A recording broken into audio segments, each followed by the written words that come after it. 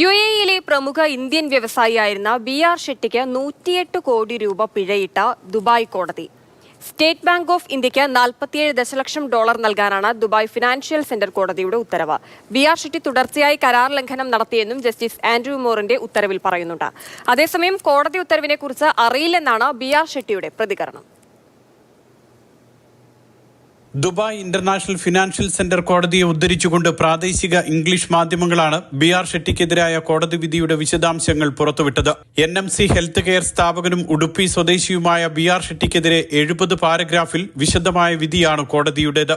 NMC health കെയറിനു വേണ്ടി 2018 $50 ദശലക്ഷം BR. Shetty state ബാങ്കിൽ നിന്നും വായ്പയെടുത്തത്.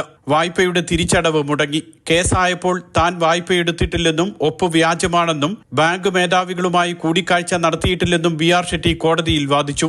എന്നാൽ ഷെട്ടിയുടെ വാദം വ്യാജമാണെന്നും തെളിവുകളും സാക്ഷിമൊഴികളും ഇക്കാര്യം വ്യക്തമാക്കുന്നുണ്ടെന്നും ജസ്റ്റിസ് ആൻഡ്രൂ മോറിന്റെ ഉത്തരവിൽ പറയുന്നു. $4,59,97,000 ബി.ആർ. ഷെട്ടി സ്റ്റേറ്റ് ബാങ്കിന് നൽകണമെന്നാണ് ഉത്തരവ്.